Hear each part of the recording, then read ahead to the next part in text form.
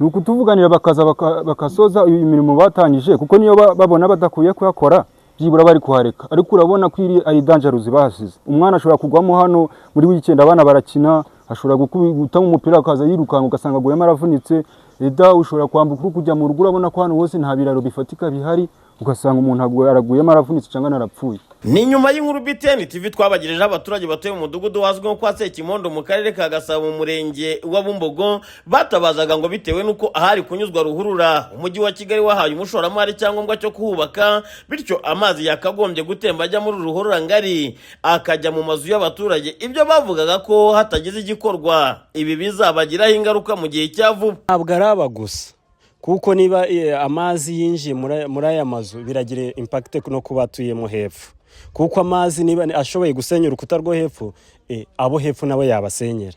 Numva ari ikibazo gikomeye cyane cyakwihutirwa kuba cyakorwa ndetse mu maguru mashya kugira ngo aya mazi barebe uburyo bayafata cyangwa se babikemura iki kibazo kugira ngo bitazateza impfu za hato na hato kuko amazi aramutse akubise urukuta abana barimo hepfo byateza ikindi kibazo. Ikibazo kimaze iminsi ariko ubuyobozi bw'umujyi bwari bwagikemuye. Ntabwo n'amaguru wari visi meya yaraje arabireba ahura na Sekimondo natwe abaturage bemeza yuko aho hantu ariho hazaca imiyoboro y'amazi badutegeka gukora natwe imiyoboro y'amazi turanayikora tuyikora neza n'umuhanda dushyiramo kaburimbo. Hama ejo bundi aho hantu bari barateganyije ko amazi azanyura umujyi wa Kigali utanga ibyangombwa ubundi muntu ahubake. Umujyi wa Kigali wari watangaje ko kino kibazo bagiye kugikurikirana kigahabwa umurongo nk'uko byari byashimangiwe n'umuvugizi w'umujyi wa Kigali Madamu Emma Claudine Ntirenganya. Hariya kuko hari abaturage bahatuye hasanzwe hari umudugudu hasanzwe hari ahantu amazi asa naho yanyuraga ariko ahantu amazi yanyuraga navuga ko bimeze nko kwishakira inzira mu bibanza byari bihari. Mu by'ukuri ibibanza nabyo bigomba kubyazwa umusaruro dukurikije igishushanyo mbonera. Ibi bibanza rero igihe byari bitangiye kubakwa byatangiye kubakwa y'amazi atararangiza kuyoborwa mu nzira agomba kuyoborwamo ni nabyo byatumye imvura mu gihe yagwaga ari nyinshi bihita bigaragara ko yatembeye mu ngo zitandukanye z'abaturage. Aba baturage bari bashyize amajwi yabo hejuru bavuga ko bababajwe cyane no kuba ubwo umujyi wa Kigali wari wagiyeyo Honorable Musolini ngaho kugira ngo yumve ikibazo cy'abaturage ngo ahubwo yarabatutse bitewe nuko ngo bagerera ikibazo cyabo mu itangazamakuru bagasaba ko bakagombye kurenganurwa. Baje bazana n'umudepite bita Honorable Musolini ahubwo byadutunguye kuza atubwira n'abadutuka atuvuga ngo mwebwe ngo mwandike uturetire ngo mugira ngo tuturetire twanyu ntabwo tudushikaho ngo mwandike uturetire nkandi kandi mu by'ukuri urumva kuba twarandikiye umujyi wa Kigali kitaba icyaha ntabwo bakituzize. Ikibazo cyacu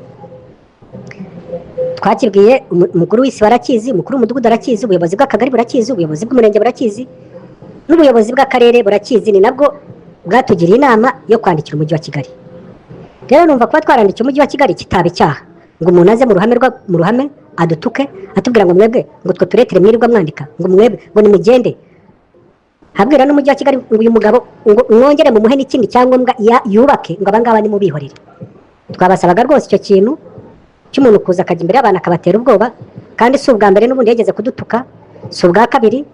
Icyo kintu cy'umuntu w'umudepite kwitwaza ko ari umudepite agatuka abantu twabasabaga yuko rwose inzego zibishinzwe zazamuganiriza ikintu cyo gutuka abantu akakivaho. Kuri ubu barimo gukurira yo kwarika ngo kuko nyuma yaho umujyi wa Kigali umenyeye kino kibazo wohereje umushoramari na rigori yatwaraga amazi ngo bakayisenya bizezwa ko bagiye gukorera rigori izajya itwara amazi y'imvura ikayashyitsa muri rigori nkuru nk'uko byari byatangajwe n'umujyi wa Kigali ariko nyuma y'uko uyu mu rwiyemezamirimo aje agasenya rigori zabo yatwaraga amazi yabisize gutyo kuri ubu abafite imodoka gutaka bari ikibazo ndetse ngo n'abana bato bakaba bagwamo bakavunikiramo ibyo bavuga ko barimo gukorerwa n'umujyi wa Kigali ari ukubica urubozo. Ariko noneho twatangajwe nuko twabonye itariki 30 z'ukwezi gushize twabonye umuntu wita rwiyemezamirimo araza dukangutse mu gitondo dusanga yasenye amarigore yacu yashenye inkingo zijya mu bipangu byacu bamwe amamodoka yaragiparitse mu mazu abandi baje basanga byasenyutse.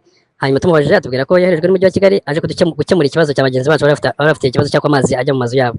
Kugeza ubu ngubu rero twumvaga nyine igisubizo kubera ko twumva ko umujyi wa Kigali wamwohereje kandi ufite ibintu ugiye gukora turamwemerera arasenya hashize nk'iminsi atamaze gusenya amarigori maremare manini ku buryo no kuyasimbuka bigoye, abana bacu bamwe bamaze kugwamo, umwana asimbuka mu gitondo, buri gitondo umwana asimbuka rigore ajya ku ishuri, ni ibibazo. Imodoka zacu ziparika mu baturanyi, ziparika ahantu hasambuye, ikintu cyose cyaba mu modoka yacu, batumeneye amatiyo y'amazi, ubu amazi ntakiza, twahamagaye wasakiraje kagishyiramo ibihato ariko nta garanti bifite, so are exposed, n'undi wese yaza mu gitondo itiyo yayica.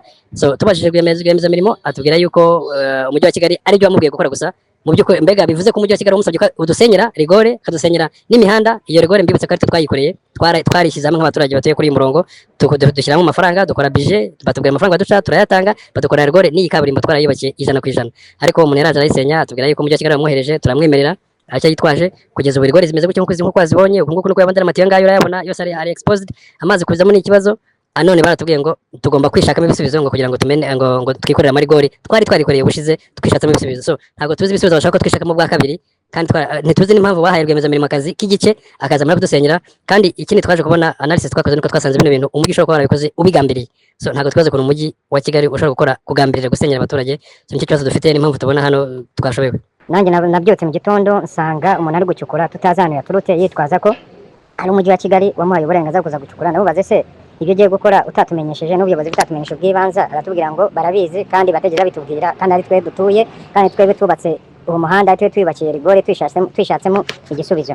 Ahubwo njyewe ngerageza kumubuza, arambwira ngo ko bagiye kubyubaka babisubizeho mu minsi 3. Nyine turamwemerera, twanga kumubangamira, twizeye ibyo avuga, ariko ibyo ntabwo byakozwe. Twaze gutungurwa batubwira ko ngo we yaje gucukura gusa, nta kindi kintu agiye kongeraho. Niyo mpamvu dusaba ubuyobozi ko bwadufasha kugira ngo ikibazo gisobanukiwe neza, hanyuma banatubwire impamvu babikoze, hanyuma banatubwire uko bizagenda, nimba badusubizaho ibyo basenye banabikore, hanyuma tureke kubangamirwa n'ibibazo turi guhura nabyo. Harimo amazi, harimo abana gutambuka bakagwamo, uriya umuhanda tuyubakiye wuzuyemo ibitaka, barawusenye, n'amafaranga y'abaturage twishize hamwe tukabubaka. Mu by'ukuri ntabwo ari byo. Murakoze. Ni ukutuvuganira bakaza bakasoza imirimo batangije, kuko niyo babona badakwiye kuyakora byibura bari kuhareka. Ariko urabona ko ari dangerous bahasize. Umwana ashobora kugwamo hano muri weekend, abana barakina, ashobora gutamo umupira akaza yirukanka ugasanga aguyemo aravunitse. Eda ushobora kwambuka kujya mu rugo, urabona ko hano hose nta biraro bifatika bihari, ugasanga umuntu araguyemo aravunitse cyangwa narapfuye. Kuri iki kibazo twagerageje kuvugana n'umuvugizi w'umujyi wa Kigali Madamu Emma Claudine Ntirenganya, tunamuha ubutumwa bugufi, ariko kugeza ubwo twatunganyaga iyi nkuru yari ataragira icyo adusubiza, yemwe na telefone yacu ngendanwa atayitaba. Ubwo bazagira icyo batangaza kuri iki kibazo, iby'iyi nkuru tukazabigarukaho mu makuru yacu ataha. Gusa ubwo twakubukaga muri uyu mudugudu wahazwe kwa Sekimondo, aba baturage yaba batuye ruguru y'umuhanda ndetse no hepfo y'umuhanda bari bamaze kujya gutanga ikirego mu rwego rw'ubugenzacyaha RIB kugira ngo uyu rwiyemezamirimo bivugwa ko yasize ubuzima bwabo mu kaga abe yabasha gukurikiranwa. BTN TV mu murenge wa Bumbogo mu karere ka Gasabo mu mujyi wa Kigali, Ndindahiro Valence Papi. Shari, mukaribu ku meza ibyo byatunganye. Reka nkwarurire. Uyu kabunga ntabwo ari we kwa Yohana? Oya, ntabwo ari yo kwa Yohana, nayikuye kwa Rajabu Mugurusi original. Yego.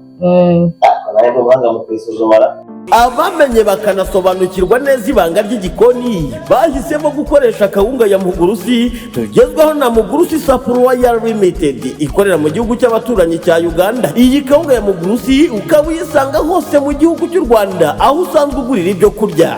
Mu rwego rwo kwirinda abapirata, banza ugenzure ko kawunga ujyanye ari Mugurusi nyayo, kukirangwa nuko ku mufuka handitseho Mugurusi, ikindi hari udusumbashyamba 2 kandi hejuru kabaciyemo urudodo rumwe, ku nguni y'umufuka ukasanga ibara ry'icyatsi kibisi.